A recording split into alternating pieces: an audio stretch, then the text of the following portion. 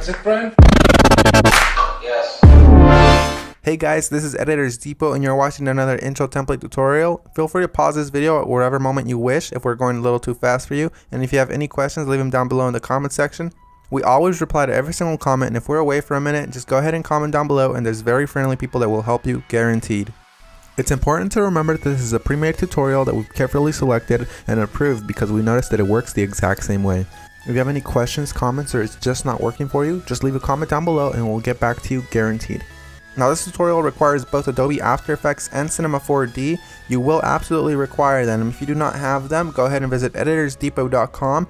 We can do any template customization at very affordable prices. Just feel free to select the template you wish and check out with it and detail everything you want on the template. Now that that's out of the way, all you're going to want to do is open up the Cinema 4D file. So here it is, and we already have it open, so we're going to go ahead and bring it up.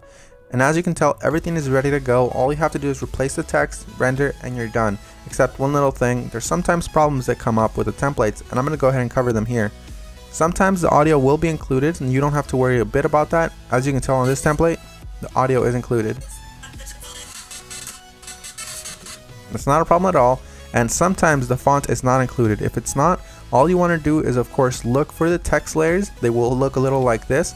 Select it, and then hit font, and select any font you wish. You can visit designerdepot.net for any font you wish. The first thing you want to do is of course modify one of the text layers. So here it says your. I'm going to go ahead and hover the text after I select it and replace it with editors.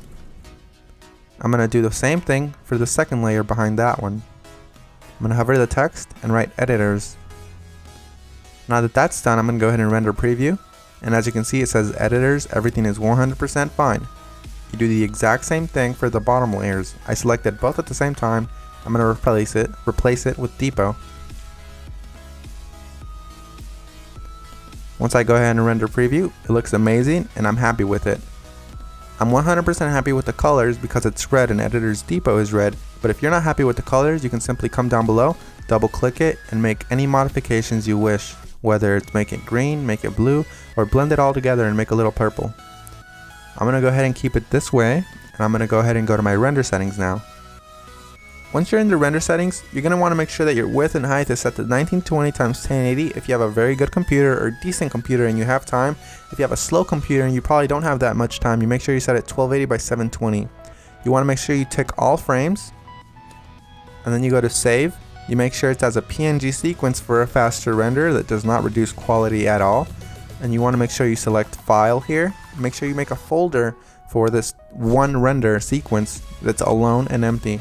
Mine is template render, and I'm going to name my every single sequence render. You close that and you begin the render.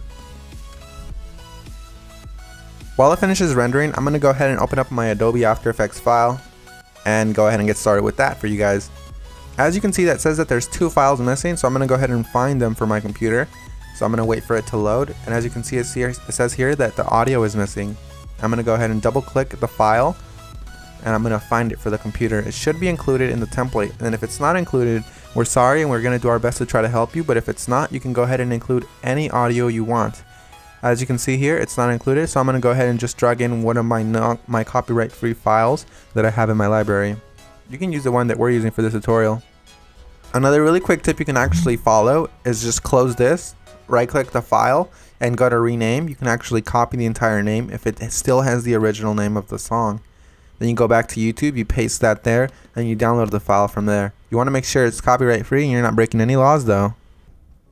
Once you've gone ahead and replaced your song, you're going to want to go ahead and replace the other thing that was missing, which is of course the PNG sequence. It might be a PNG file, .png, or it might be an MP4 file, or anything within those regards, like QuickTime for example. You're going to go ahead and double click it and replace it with your render sequence. I'm going to select the first frame, scroll all the way down just to be safe, and select the last frame. You want to make sure you do the same thing, all while holding shift, so it selects every single one. You make sure you tick on sequence here where it says PNG sequence. You should have that option for Windows as well. You hit open and it will import every single one and it'll make it look like a video. That makes your render much faster and it looks the exact same. So we're 100% done. Assuming you have every single one of the plugins required, you're 100% done, and if you don't, you're going to have a black screen similar to this. But if you do have a black screen similar to this, you're gonna just want to make sure you troubleshoot it by turning off or turning back on whatever adjustment layers might be messing up your entire video. As you can see here, all of the adjustment layers, one of them within these messed up the entire render, so I'm gonna go ahead and turn them on one by one. That one's fine, that one's fine. Oh, this one's the problem here. So you make sure you turn them back on and you're done. So I had one layer that messed everything up, and that's because I do not have the correct plugin. You want to make sure you fix that, and you want to make sure you don't run into that problem again. And finish the composition by adding it to the media encoder queue. That pretty much summarizes our video, guys. I hope you all enjoyed it, and if you did, remember, drop a thumbs up if you liked it. Drop a thumbs up if you are a fan of us and you like what we're doing. And guys, we really appreciate every single one of you from the bottom of our hearts. We really appreciate every single one of you guys, whether you're liking this video, disliking, or you just left and you didn't even watch this tutorial, guys.